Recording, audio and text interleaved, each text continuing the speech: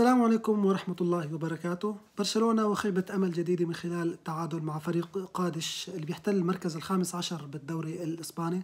بس برشلونة يستمر بالأداء السيء، يستمر بتخيب آمال جماهيره، يرفض هدية فريق ليفانتي اللي قدر يوقف أتلتيكو مدريد المتصدر خلال المباراتين الأخيرات وحرمه من 5 نقاط، وبالتالي يفشل برشلونة باحتلال المركز الثاني بالتساوي مع ريال مدريد بعد تعادل اليوم.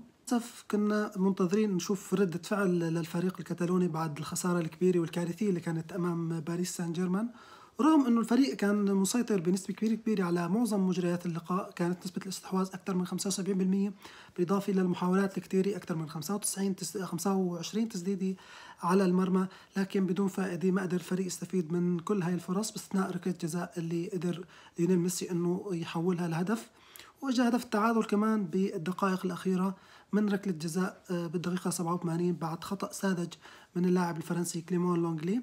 للأسف اللاعبين الفرنسيين مستواهم سيء جدا مع برشلونة، خصوصا اللاعب كليمون لونغلي وكمان أنطوان غريزمان، وبدرجة أقل فينا نقول عثمان ديمبلي. تسبب بركلة جزاء اليوم وبالتالي تسبب بالتعادل بشكل مباشر، بالإضافة إلى أنه تسبب بأكثر من ركلة جزاء وأكثر من خسارة وتعادل خلال هذا الموسم، سواء من ركلات الجزاء اللي كان معظمها كان بلا داعي أنه يرتكبها بمنطقة جزاء، أخطاء كانت بلا داعي، بالإضافة إلى تمريرات خاطئة.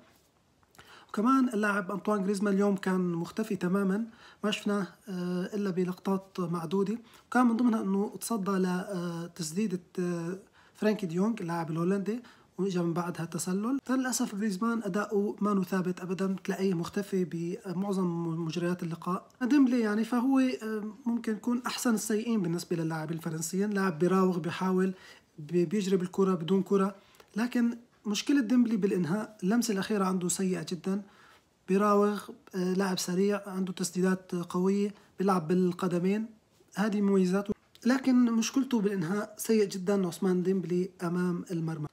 فللأسف كنت متوقع أنه تكون ردة الفعل أقوى من الفريق الكتالوني بعد الخسارة الماضية، لكن للأسف هذا الشيء ما كان. أفضل لاعب بالمباراة برأيي أنا هو اللاعب بيدري، من خلال تحركاته، من خلال تسبب بركلة الجزاء، صناعته لأكثر من فرصة خطيرة، والانسجام الواضح بينه وبين ليونيل ميسي.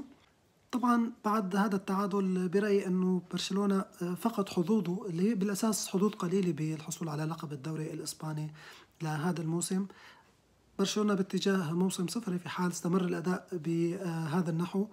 بعد الخسارة مع إشبيلية بذهاب كأس الملك 2-0، صعب جدا أنك ترجع بنتيجة كتير كبيرة أمام فريق قوي مثل إشبيلية.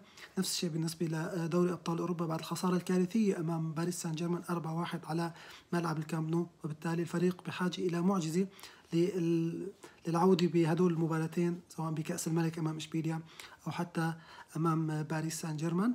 الدوري لسه ما انتهى، الدوري طويل، لكن الحظوظ صارت أقل بنسبة كتير كبيرة، خصوصا بعد هذا التعادل المخيب للآمال. إذا كنت أنت على أرضك عم تخسر نقاط يعني تعتبر محسومة مع فريق يعتبر متدير الترتيب، فريق قادش بالمركز ال15 بالدوري الإسباني، فبالتالي كيف رح يكون الأداء أمام الفرق الكبيرة؟ كيف رح يكون أمام ريال مدريد؟ كيف رح يكون أمام أتلتيكو مدريد، فالنسيا، إشبيليا، أتلتيكو بلباو، الفرق القوية؟ يعني ما عم نشوف أي تحسن على أداء الفريق، حتى تبديلات المدرب بمعظم الأحيان عم تكون سيئة. الفريق كان بحاجة لفوز معنوي اليوم، لكن للأسف هذا الفوز ما تحقق. كان بحاجة على الأقل لفوز معنوي يرجعه للمركز الثاني، يحس أنه هو لسه بالمنافسة، يحس أنه قادر على المنافسة، قادر على إحراز اللقب، لكن للأسف هذا الشيء ما تحقق.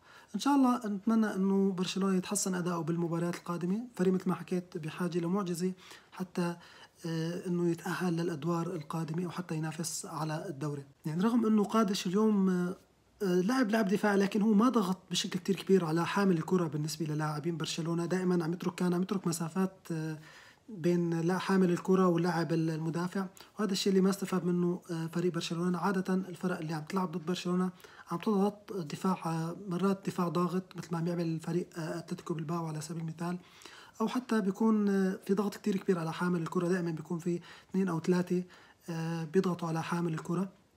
اليوم فريق قادش ما عمل هذا الشيء، وكان يعني عطى راحة للاعبين برشلونة، لكن للأسف ما استفادوا من هذا الشيء. هذا كان كل شيء لليوم، على أمل أنه يتحسن أداء برشلونة بالمباريات القادمة. شكرا للمتابعة، السلام عليكم.